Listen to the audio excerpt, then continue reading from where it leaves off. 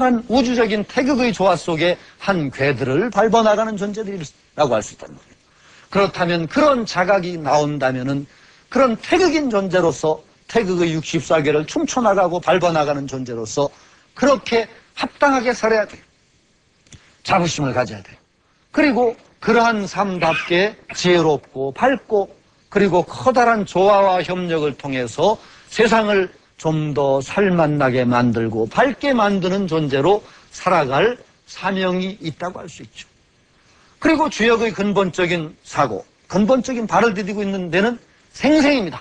삶을 좋아하고 호생, 살려주는 생명을 중시 여기는 복에서 제가 말씀드렸어요. 지뢰복괴, 음이 가득 차 있던 속에서 새롭게 움터 나오는 양을 찬양하면서 복괴에서 천지의 마음을 본다.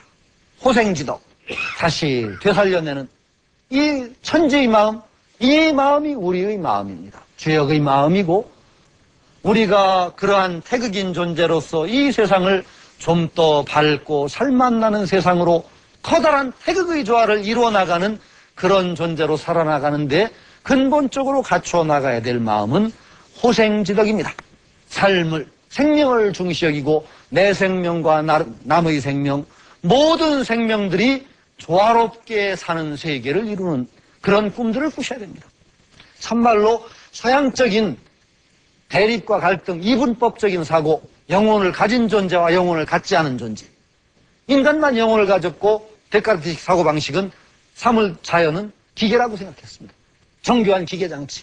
이런 식으로 볼 때는 절대 생명들이 어우러져 사는 세계라는 그런 관념이 나올 수가 없습니다.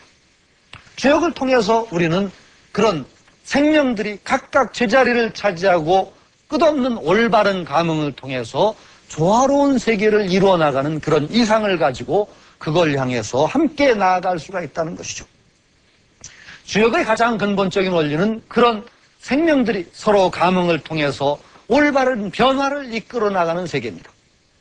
그래서 주역의 세 가지 원리는 변역과 불역과 간역입니다. 변역, 변화입니다. 변화하지 않는 것은 없습니다. 끊임없는 변화만이 실제하는 것입니다. 고정적인 것, 멈춘 것, 그건 파멸입니다. 주역으로 보면 그런 건 또 없습니다. 거기에서 우리가 그 변화 속에 우리는 놓여 있고 인간도 인간이나 다른 생명이나 똑같이 마찬가지로 그러한 변화 속에 놓여 있는 하나의 존재일 뿐입니다. 그 변화를 올바로 이끌어내고 가장 이상적인 조화로 우리는 이끌어갈 사명이 주체적인 자각을 하는 인간에게 있고 다른 동물들은 그냥 자연의 이치대로 변해갈 뿐입니다. 그러나 인간은 그 변화를 이끌어나가는 존재입니다. 그래서 천지인 삼재입니다. 하늘과 땅과 사람, 이것이 삼재라고 부르는 이유, 하늘과 땅의 조화 속에서 다른 존재들은 변화에 순응해 나가서 그냥 그대로 따라가는 존재이고 인간은 그 변화를 바르게 인식하고 올바른 변화를 이끌어내는 존재입니다. 그래야만 천지인 삼재의 하나입니다. 그렇지 않다면은 그 천지인 하늘과 땅과 더불어서 나란히 서는 존재로 만물의 영장으로 인간을 둘 이유가 없죠. 그것이 중요하다는 것입니다. 올바른 감흥, 올바른 변화, 그래서 올바른 삶, 우리가 존재함으로써 보다 나은 세계를, 올바른 질서 있는 세계를 이뤄나간다는 그런 이상 속에 주역이 있습니다. 그러니까 저는 끊임없이 얘기합니다. 여러분들 주역 강의라든지 이 동양사상 강의는 이 현대 문명, 우리가 사는 현대 문명 사회를 그 가는 방향을 자꾸 그쪽으로 달려가라고 부채질하기보다는 뒤에서 반성하고 돌아보게 하는 데 큰 힘을 가지고 있습니다. 뭔가 가치 전제가 다르기 때문입니다. 물론 주역의 사고방식대로 한다고 해서 갑자기 모든 문제가 해결된다든가 그러지는 않습니다. 그러나 우리가 어디에 가서 부딪힐지 모르고 브레이크 장치도 없이 폭주하는 자동차처럼 달려가는 이 세계, 이것을 그냥 둬서는 안 되는 건 틀림없습니다. 우리가 무엇을 전제로 해서 살고 있는가? 우리가 달려나가는 방향은 어디인가? 뭔가 근본적인 반성이 있어야 되고 그렇다면 주역이라든지 노장사상, 동양사상 쪽은 적어도 그런 근본적인 반성을 하게 하는 중요한 문을 틔워줍니다.